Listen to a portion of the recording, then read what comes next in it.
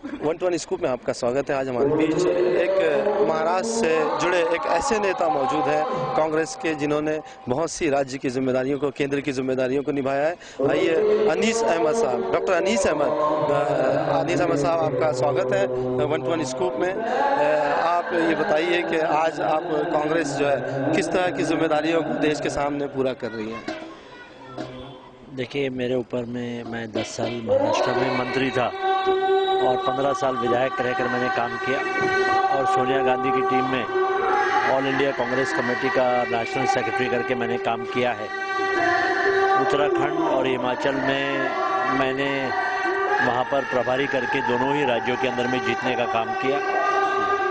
आज ये बहुत ज़्यादा ज़रूरी है हमारे उलमाओं के माध्यम से कि हमारे देश की आज़ादी के लिए हमारे क्या कुर्बानियाँ हैं, ये आज के बच्चों को और दूसरे लोगों को भी बताना बहुत ज़्यादा ज़रूरी है।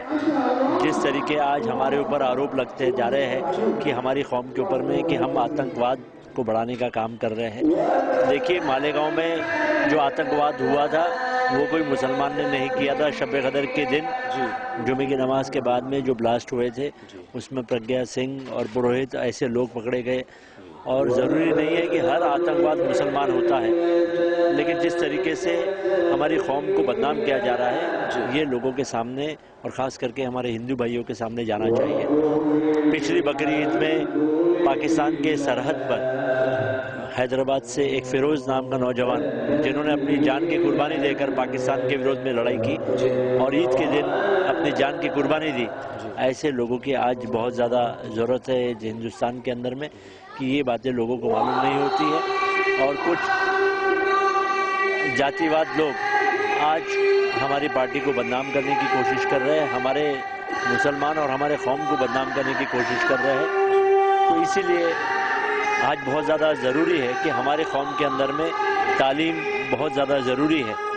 और जब मैं महाराष्ट्र में पहला अक़लियत समाज का, माइनॉरिटी का मंत्री बना, आज जो भी योजनाएं चालू है माइनॉरिटीज़ की, मुसलमानों के लिए, चाहे वो स्कॉलरशिप का प्रोग्राम हो, जो भी प्रोफेशनल कोर्स है, MBBS का, इंजीनियरिंग का, पॉलिटेक्निक का, ITI का, लॉ, चार्टर्ड अकाउंटेंसी, जो भी कोर्स है, एजुकेशनल है, उसके लिए जो भी तालीमात प्रोग्राम, स्कॉलरशिप के प्रोग्राम जो शुरू किए, वो पहली बार मुझे कैबिनेट ने एक कमेटी का चेयरमैन बनाया जिसमें finance minister, social justice minister और schedule caste minister, schedule tribe minister, सारे मंत्री मेरे अंडर में थे। और मैंने ऐसी योजना बनाई ताकि हम हमारे कौम को आगे ला सके, मेन स्ट्रीम में ला सके।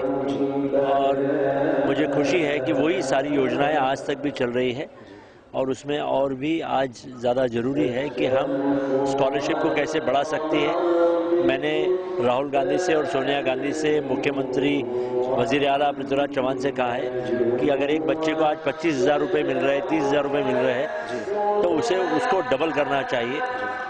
और गर्ल्स की एजुकेशन, खास करके लड़कियों की एजुकेशन 100% फ्री करना चाहिए। अगर ये हो गया, अगर हमारी कौम को एजुकेशन मिल जाता है, तालीम मिल जाता है, तो हम लोग मेन स्ट्रीम में आ जाएंगे और जो हमारे ऊपर में आरोप लगता है इस तरीके के आरोप नहीं लगेंगे। और अगर हम इस देश में हैं, हमारे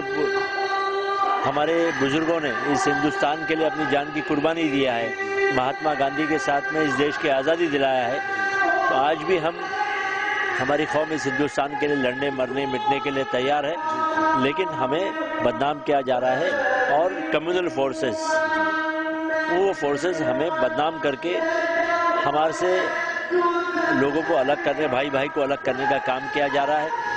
और दूसरा एक और खराबा हमारे कौम के अंदर में हो रहा है, हमारे कौम के अंदर में भी जो अलग अलग फ़िरके में बांटा जा रहा है, हमें डिवाइड किया जा रहा है। पिछले दिनों में मैंने सुब्रमण्यम स्वामी का स्टेटमेंट सुना था NDTV में, और सुब्रमण्यम स्वामी ने ये कहा था कि हम मुसलमानों को बांटना चाहते हैं। ये सुन्नी और वहाबी के नाम पर ये आपस में बढ़ जाए, ताकि हम इन मुसलमान को डिवाइड करेंगे तो ही हम हिंदू को और एक करेंगे, और उस तरीके से एक पार्टी को आगे लाके उसे राज कराने का काम करेंगे।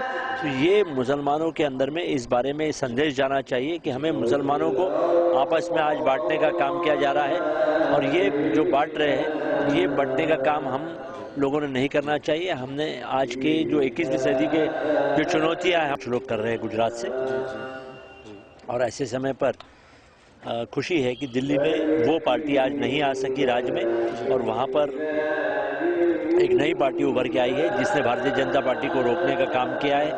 और मुझे पूरी उम्मीद है कि ऐसे कम्युनल फोर्सेस ये हिंदुस्तान के कभी वजीर आज़म नहीं बन सकते, और ये लोगों के बहुत जल्द समझ में आ जाएगा कि ये जो ये कह रहे हैं ये गलत कह रहे हैं, लोग देश को गुमराह करने का काम कर रहे हैं, और भाई भाई को आपस में लड़ाकर ये देश के वजीर आज़म बनना चाहते हैं और देश को बर्बाद करना चाहते हैं, देश को ख़त्म करना चाहते हैं। जी, कांग्रेस ने एक बड़ा अच्छा बिल पास किया, ब्रह्मास्त्र के तौर पे हम कह सकते हैं कि खाद्य सुरक्षा बिल।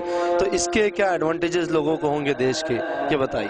देखिए, फूड सिक्योरिटी बिल जो है, इस फूड सिक्योरिटी बिल से कोई भी नौजवान, कोई भी गरीब आदमी भूखा नहीं सोएगा। हर गरीब आदमी को रोजी रोटी मिलेगी, हर गरीब आदमी को अनाज मिलेगा। इस देश में कोई गरीब नहीं रहेगा, इस देश में कोई भूखा नहीं सोएगा। हर घर में जिस तरीके से आज राशन मिलता है उसी से उससे अच्छी योजनाएं इस फूड सिक्योरिटी बिल में आएंगे, और देश के हर गरीब आदमी को अनाज मिलेगा, चावल मिलेंगे, गेहूँ मिलेगा। जी, माइनॉरिटीज़ को अपलिफ्टमेंट की बात जहाँ तक कांग्रेस से होती रही है, तो इसमें सामने अक्सर ये बात आती है कि जो रंगनाथ मिश्रा कमीशन है, सच्चर कमीशन की रिपोर्टों को लागू करने में कांग्रेस से क्यों देरी हो रही है? देखिए, सच्चर समिति ने जो रिपोर्ट दी है उसमें से बहुत सारी बातें लागू हो गई है। पार्लियामेंट के अंदर में वक्फ का नया कानून आ गया है, 100 से ज़्यादा करोड़ रुपए का कॉरपोरेशन वक्फ के अंदर में बन गया है। अब कोई भी वक्फ की प्रॉपर्टी 30 साल के लिए लीज के लेकर उसे डेवलप कर सकता है, और हिंदुस्तान के अंदर में वक्फ की इतनी ज़मीन है, उस ज़मीन को अगर हमने सही तरीके से लिया और उसको डेवलप किया तो हमारी कौम बहुत आगे जाएगी और उन्हें तालीम मिल सकता है, ऐसा मेरा पूरा यकीन है। वफ़ की आपने बात की, जब आप यहाँ मंत्री हुआ करते थे तो शायद आप मुख्यमंत्री के सामने भी खड़े होकर बहुत से बड़े दम के साथ आप बात किया करते, तो क्या आज वो पोजीशन महाराष्ट्र में है? देखिए, जो भी मैंने आवाज़ उठाई थी, आज वो जस्टिस जो जज अपॉइंट हुए थे, वो जज ने अपना जजमेंट सामने दिया कि आज जो ज़मीनें मराठवाड़ा के अंदर में निज़ाम के इलाके में जो अदला बदली हुई थी और जो ज़मीनें बेची गई थी वो सारी गलत है, और वो सारे, चाहे वो वज़ीर आला हो, चाहे वो महाराष्ट्र के बड़े बड़े वज़ीर हो, वो सारी बात उस जज के सामने आ गई है, और दूध का दूध हो गया है, पानी का पानी हो गया है। और मैंने जो भी आरोप लगाए थे, चाहे वो बड़े से बड़े कॉरपोरेट हो, उनका भी जो ज़मीन उन्होंने करोड़ों की, अरबों की जो ज़मीन है उन्होंने बहुत कम पैसे में लिए थे। ये सारे जो सौदे हुए थे, क्योंकि वफ़ एक ऐसा कानून है कि वफ़ की ज़मीन ना खरीदी जा सकती है, ना वफ़ की ज़मीन बेची जाती है। आज हिंदुस्तान के अंदर में जिस तरीके से आदिवासी की ज़मीन नहीं कोई खरीद सकता है, उसी तरीके से कानून आना चाहिए कि हम वफ़ की ज़मीन कोई नहीं खरीद सकता है, ना कोई बेच सकता है। मस्जिद की ज़मीन हो या कोई भी ज़मीन हो, कोई भी ज़मीन बेची नहीं जा सकती है। और इसी तरीके से वफ़ का भी कानून पार्लियामेंट के अंदर में पास हो गया है, कैबिनेट के अंदर पास हो गया है, और मुझे यकीन है इस नए वफ़ कानून से जो सोनिया गांधी जी ने इस हिंदुस्तान में लाया है, आने वाले दिनों में इसका एक बहुत बड़ा फ़ायदा होगा। और जो कॉरपोरेशन बनाया है वफ़ के अंदर में, उस वफ़ के कॉरपोरेशन से इदारे डेवलप होंगे, अक़लियतों की बड़े एजुकेशन इंस्टीट्यूट्स आगे आएंगे, अच्छे स्कूल्स आगे आएंगे, हॉस्पिटल आगे आएंगे, और इसमें अक़लियतों का बहुत ज़्यादा फ़ायदा होगा, ये मेरा यकीन है। जी, आने वाले 2014 के जो चुनाव है कांग्रेस के लिए और यूपीए सरकार के लिए बड़ी अग्नि परीक्षा होगी, तो इसमें जो सेक्युलर वोटों का बिखराव होगा, इसको रोकने के लिए आप क्या रणनीति अपनाएंगे? हमारी ये कोशिश है कि किसी भी तरीके से हमारे जो वोट आपस में बांटने की जो कोशिश कर रहे हैं, ये ख़त्म होने चाहिए। अगर ये ख़त्म हो जाएगा तो हमारी एक बहुत बड़ी जीत होगी, और 2014 में हम पीछे नहीं होंगे, हम बहुत आगे जाएंगे। ये जो 5 राज्यों के चुनाव को लोग, जो है देश की जनता, वो केंद्र के चुनाव से जोड़ के देखती है कि ये केंद्र का सेमीफाइनल है, तो क्या ये सही बात है? बिल्कुल सही नहीं है। राज्य के अलग अलग मुद्दे होते हैं। जैसे दिल्ली का चुनाव हुआ, लोग शीला दीक्षित के विरोध में थे। राजस्थान का चुनाव हुआ, वहाँ अशोक गहलोत के विरोध में थे। तो अलग अलग राज्यों के अंदर में अलग अलग मुद्दे होते हैं। महाराष्ट्र का अलग मुद्दे है, राजस्थान के अलग मुद्दे हैं, हरियाणा के अलग मुद्दे हैं, उत्तराखंड के अलग मुद्दे हैं, हिमाचल के अलग मुद्दे हैं।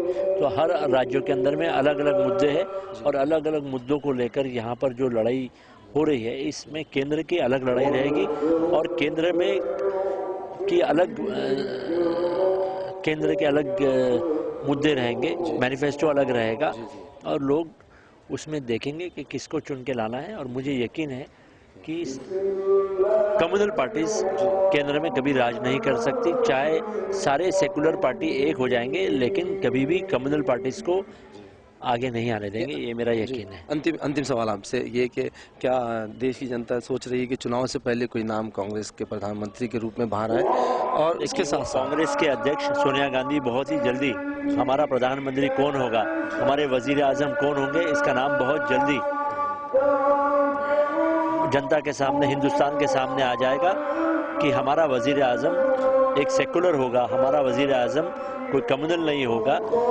जो दूसरे पार्टी ने आज वजीर आजम का नाम दिया है, उसके खून से हाथ रंगे हुए हैं, कई लोगों के खून के आरोप उसके सर पे है और मुझे नहीं लगता कि आज वो हमारा वजीर आजम बनेगा।